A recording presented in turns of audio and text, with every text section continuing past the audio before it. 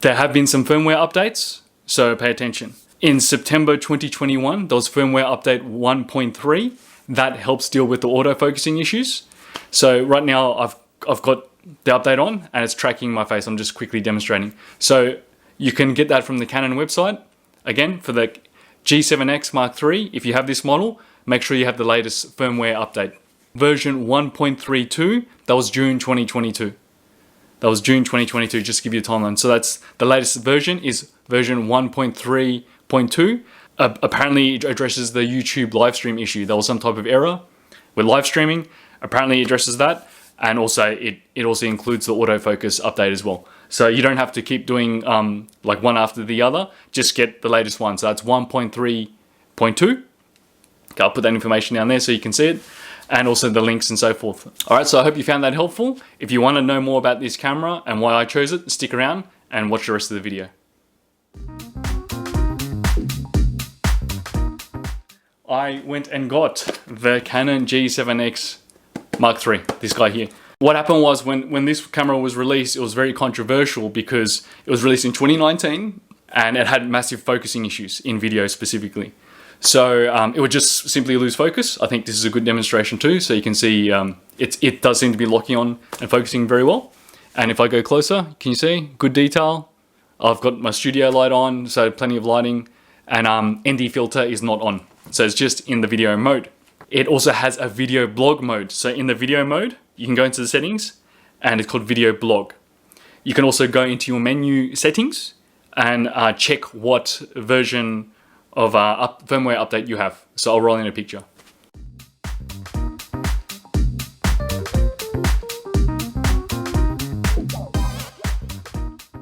I believe it has fixed the issue. Definitely for 1080p, high definition, full high definition. So that's the caveat. It seems to be working very well and the camera can handle that much easier. The other issue is in 4K. 4K video, the camera would overheat. All 4K cameras have that problem. And it has a 10-minute fail-safe time limit. So you would have to record 10 minutes, it shuts down, 10 minutes shuts down. Many cameras have that feature. And in 1080p, 30-minute time limit, recording limit. In 1080p, at 120 frames per second, it would overheat. And also it was poorer quality. I believe it was 720p, not as nice quality, and it couldn't focus.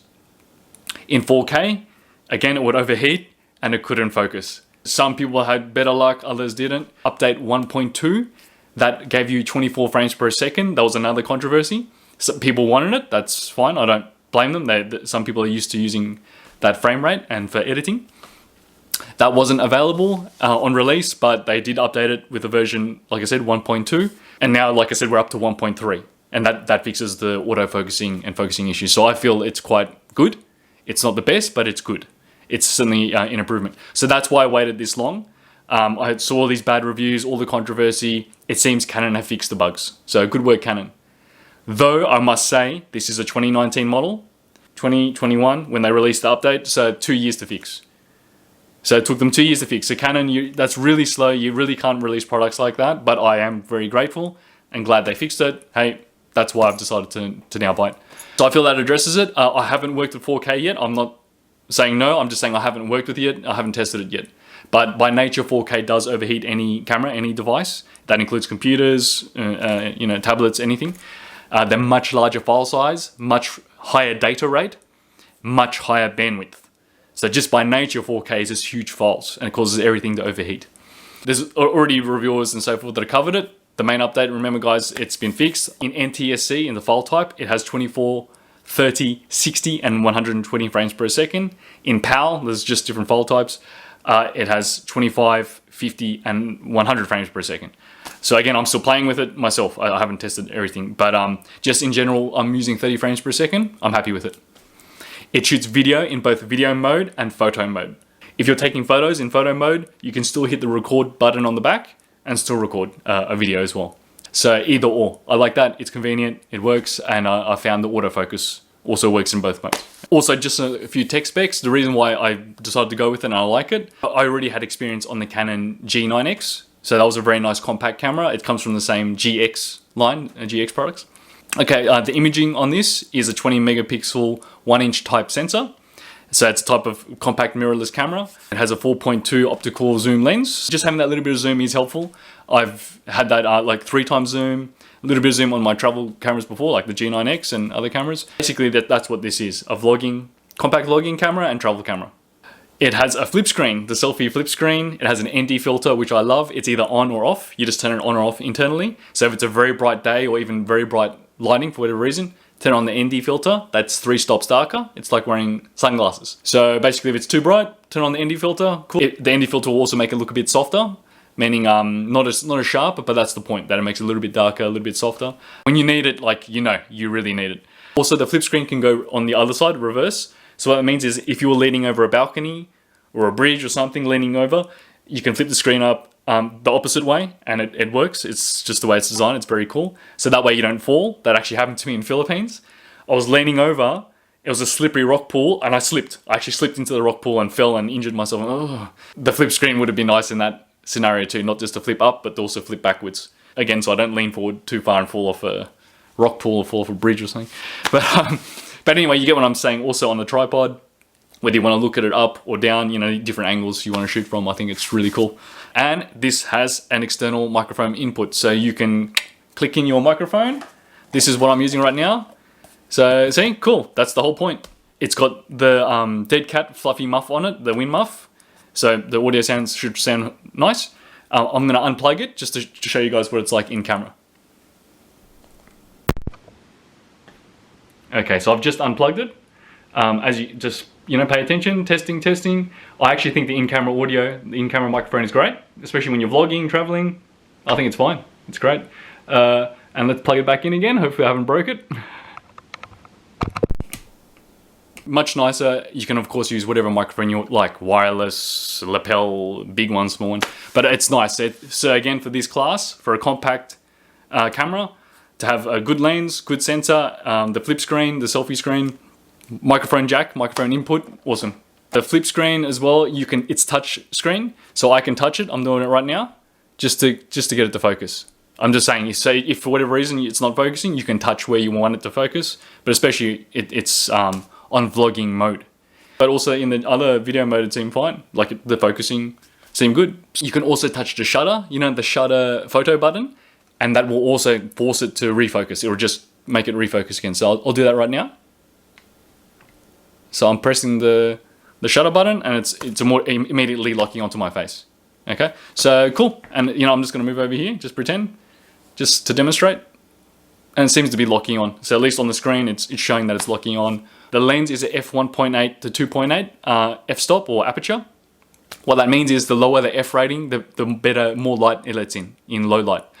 So f1.8 means it's a good low light camera. So just to even quickly demonstrate, I'll turn off my studio camera. My studio light. See, I've still got the room light. I've still got a bit of window light. It's okay. See, it's fine. Remember the ND filter is off. Seems to be okay. I'll turn it back on and it'll auto adjust. See, not a problem. So everything's auto. It's just automatically adjusting, auto white balance. I'm happy with it. I'm just saying, to run and gun, just use it auto mode. I think it's good, very user friendly. Again, there's manual settings. You can get good with it and set it up how you like. So I think that's pretty cool too, if you want to really play with it and learn it. I'm still learning it. It's a good quality camera. It's user friendly. I don't want to exaggerate.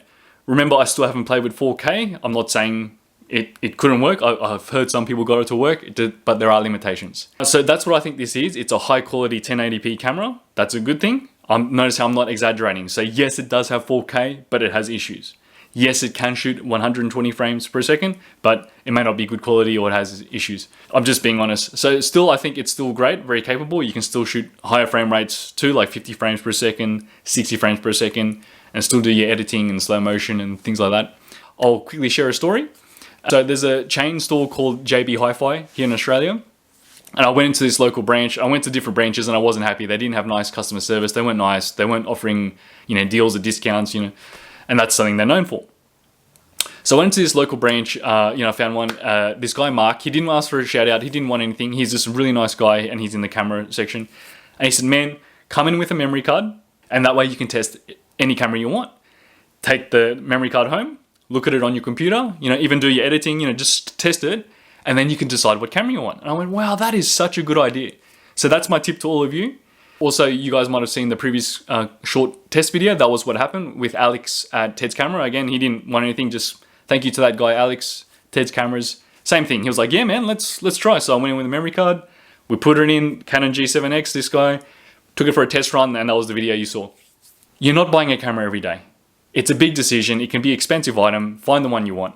And you might not know. You might go, oh, wow, that Panasonic's really good. And oh, wow, the autofocus on the Sony and oh, the Canon. And you see what I mean? So you might not even know about all the features, and you don't know until you actually test it. You don't know about the file quality, the file size, you know, the editing, you know, all this. I went around, you know, checking out different cameras. I went back and I remembered Mark, and I told him the story. He was there in the shop. And he said, yeah, man, I remember you too. And I said, even if you don't remember me, that's the whole deal. He was cool. He was very, you know, like, down to earth. He was like, man, no pressure.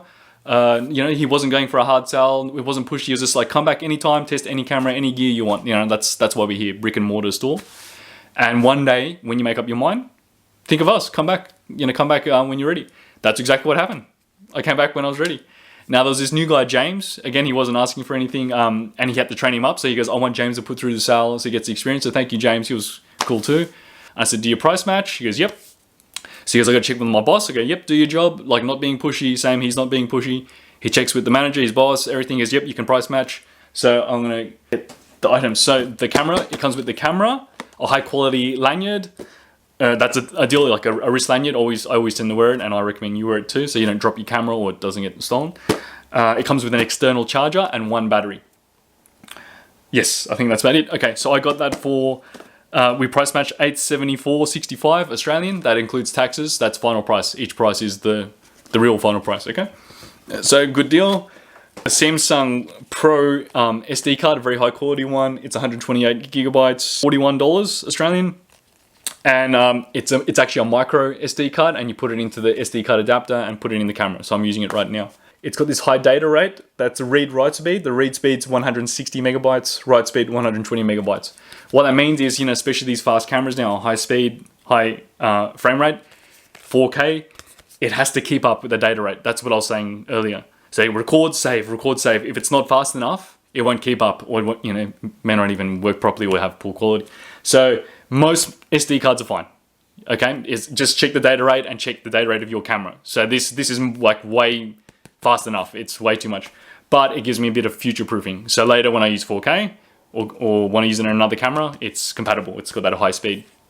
So high capacity, 128 gigabytes, and high speed. Just a little bit of tech info so you guys understand. So you guys can look into that and check it. But like I said, most modern ones are fine. I just wanted to check this Pro. The Rode VideoMicro, as you can see, microphone. It comes with a muff, the Win muff, dead cat. So again, we price matched this. This was $67.15. Again, final price. So all up, final price, $982.80 Australian. Again, that's including taxes, including everything. Because some countries, they say it differently. They say it excluding taxes, and they add it on later or whatever. I don't do that, okay? So I think that's also something reviewers and people should clarify. Just say the final price. Just say the real price. Okay, that's what I paid out of pocket. I know it's a few clams, let's say $83. It's still under $1,000. So I think to me, this is a very nice package, good quality parts. Again, I don't want to embellish. I'm not trying to sell it to you. I'm saying I know what I'm getting into. Remember, there's focusing issues, there's overheating issues. I believe I can work with them, or they've been fixed. So that's why I'm just saying it to you guys. I think it's a very high quality compact camera. It's user friendly. That's why I chose it. I realized I'm probably limited to 1080p. Like I said, I'll play with other features and play with it more. It doesn't mean it's the best. It doesn't mean it's for everyone. It's just good for me because I do the travel vlogging and vlogging in general. I can just hold it and do the thing. It's very compact, lightweight, great for travel. So that's my style. It doesn't mean it's better. It's just my style, So obviously you could go up to a bigger camera like the Canon M50. That's an interchangeable lens camera. So if you're interested, I would say look at that, and a 16mm Sigma lens. Put that on there, and yeah, you get really good quality cinematic, and that's like a wider angle style lens. But the problem is it is bigger, and you do have to set it up. Also, back onto this camera, G7X. Again, you do have to set it up. All right, so I think that's pretty much it, guys. So, a little bit techie. So, yeah, I said thanks to, Mark and James at JB, Alex at Ted's Cameras. Thank you to Cliff Mark for also inspiring me to go check it out and, try a new camera. So this is, yes, the new vlogging camera. And as I said, guys, I'm still working it out, still getting used to it. So good on you, Canon, for fixing it. But Canon, you're very slow. You can't do that to us again. You can't keep releasing a camera with bugs that can't even focus properly. Okay. There's now rumors of a Mark IV. Canon G7X Mark IV. Canon. And apparently Canon have confirmed they're working on it, which makes sense. But they said we can't say anything else. They're like, yeah, we're working on a new model, but we don't know when it'll be ready. There was rumors it would be ready at 2021. Didn't happen. 2022 didn't happen. You see what I mean? Now it's 2023, so maybe we see it one day. I'm not getting my hopes up. So that's why I thought, look, again, instead of waiting forever, I just need to get something, give this a try. And yeah, so far so good. I'm happy with it. Guys, thank you for watching. I do appreciate it. Oh, and thank you to all of you. I appreciate all of you who have supported the channel all these years. Or if you're new to the channel, welcome. I really appreciate it. So as you can see, I'm just trying to clean things up and improve. I'm not trying to be fancy, just, you know, just trying to improve and just trying to get that little bit better and keep going, you know. Because this is my hobby, you know, I have an actual professional job. But hey, love all of you guys too. Alrighty, go ahead and check me out on Facebook, Instagram, and subscribe here on the YouTube channel. If you want to see the previous video, click here. I don't know why I'm on. If you want to see the next video, click here. As always, thanks for watching, and be adventures out.